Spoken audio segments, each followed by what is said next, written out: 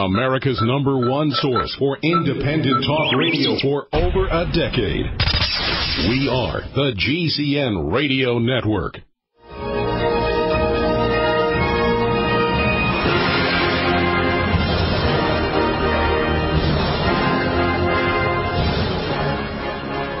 All right, we're back with Linda Runyon. Linda. Going on with the smooth pigweed, which is another species. The smooth pigweed, of course, stands for itself. It has, smooth. It's similar to red root, by the way, and it looks a lot like it. But you can have both plants growing side by side and get confused because one has tiny, tiny little hairs around some of the joints and such. And the red root has these little tiny axillary spikes and a little bristly appearance. But then when you look at the smooth amaranth, you don't see this. You see it all smooth all throughout. No hairs, no little prickly areas. So I always got confused that way. I used to think it was male-female, to be honest with you. They grow side by side, in most all the fields. The smooth and the red root grow side by side just about everywhere I've ever seen it. And so don't be confused. Just know it's a different. Zero yourself into the the smell first. Crush it, smell it, and it's got that herby spinach smell. Amaranth has a smell all to itself. Get used to what it is. And then if you follow the foraging rules, you've put that above your teeth. You've waited 20 minutes. You juice it up and put it above your teeth. And juice it up and wait 20 minutes, and, of course, nothing happens. And then you've got to put it in a little thing of water in your house and boiling water and put it on that juicy piece and drink that and sip that for 20 minutes, too. If you do this, you've gone through all the steps of foraging that are very important. But I'm getting people on the forum saying that they do the foraging rules, okay, and they have no untoward effects. So they automatically figure that that's edible. Well, I know I've changed the subject here, but I need to go on about this. No, that is not automatic that is edible. You need to have 1, 2, or 3, and I say 3, good photos from people like ourselves that teach this. You need 2 or 3 of these, and on our website we have a link page that has all the experts that I know and work with. And there's a lot of others, okay, that you'll learn to trust their work. And you need to do this. You have to have 2 or 3 others. Anyway, getting back to the Powell amaranth and the smooth pigweed, there are 2 different names there, Powell amaranth, smooth pigweed, but they grow side by side, and they're all amaranth. They're all Amaranthus species. They've been given, because of all the confusion over the years, they've been given those 2 names. Okay, when you look at the seedlings of smooth pigweed or red root, you're going to see a little red in the joints of that beginning of that plant. Don't let that confuse you either. Let it go on until it gets bigger. When it gets up around 6 inches, all that red disappears. But with the red root, it stays on the roots, of course, and stays down at the bottom of the stem of the plant. So you'll see that's normal. Okay, so that you have the Powell amaranth. That's the type you have out there, George. You have the one that has the long, long seed extension. It's got sometimes up to 2 feet long. It'll come out and protrude and keep right on growing down in a big semicircle. And that, to me, was bread. Oh, boy, was that ever. Because I know that the seeds of amaranth are worth at least 2 or 3 times the leaf. And I loved it when I moved out to any western area because that Palmer amaranth is just absolutely incredible for nutrition. And I'm reading here out of our field guide that is broken down to a half a cup. The seeds, okay, half cup of seeds is 358 calories.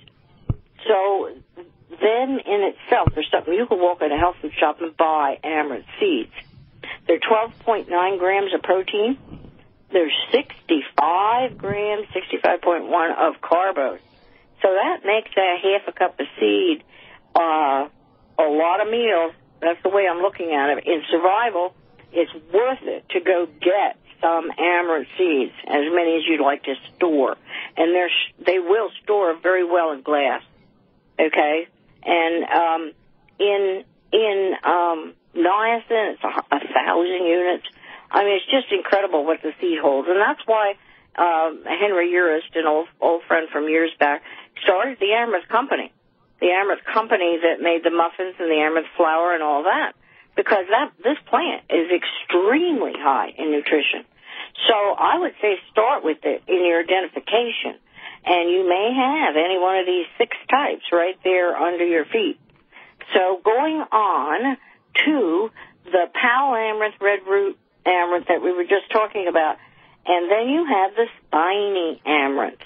And now that's obvious. The spiny Amaranthus spinosa is a summer annual.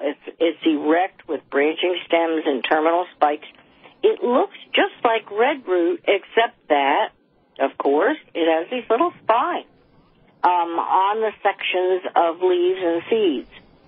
So it's one that has to be identified, spiny amaranth, and you need to look it up somewhere. I didn't put it on my material simply because we had one card and we had to pick out one amaranth, one chapter, one amaranth. So I picked the one that is everybody's yard, everywhere, and that's the red root, okay? But the spiny amaranth is every bit just as good, but it's got these little spines. So I always went for it at the end of the season. When I lived out there, I went for the prostrate amaranth. I went for all these different types at the end of the season to get the seeds and to dry them and grind them to flour because they were all the same plant, different species. Same nutrition going on there, same everything as far as I know. And now when you're looking at seed heads, people are very nervous about the different types back north here because what you have back north is red root pigweed and smooth pigweed and also the Powell amaranth. But it doesn't look like yours, George. The Powell amaranth has the top of it, the seed head, is very tight, and it doesn't have any leaves coming out from it. And it starts to form that elongation that you see out west in California. It starts to form that, but it never gets like a foot, 2 feet long. So the confusion immediately is, it can't be Powell amaranth. Well, it is, but it's Powell amaranth that's growing back here. I mean, it's growing where there's cold weather. I imagine maybe you have that type as you keep going north. If you go up above Flag, you had Powell amaranth, long, spindly, all the way up to Flag and through Prescott in that area. I know because I've done a lot of lectures up there. But I've never seen it like it is back east here where we have the intense cold. So, again, your leaves are going to be almost the same. They're going to have that whitish vein underneath that you could almost strip off the leaf. They're going to have the same smell. They're going to have the same taste, and they're going to have the same nutrition. And that's the confusion of pigweed and amaranth. And I thought it was important to go over this today. A lot of people on the forum, there's confusion between the sorrels, too. Whether you have wood sorrel or whether you have field sorrel or whether you have garden sorrel. So I thought maybe next week we would go over all the details of that. And that just might help you to know that you probably have all three. But that the confusion is there because you have different species growing right amongst each other. So that's something that I just think that was necessary. I'm going by what people are saying. I honestly can tell you that pinch to nutrition that I talk about a lot, and you can hear these shows that I'm talking about on George's archive. All you need to do now on our... All right, we're going into a break here, but we'll talk about how to get to those archives right after the break.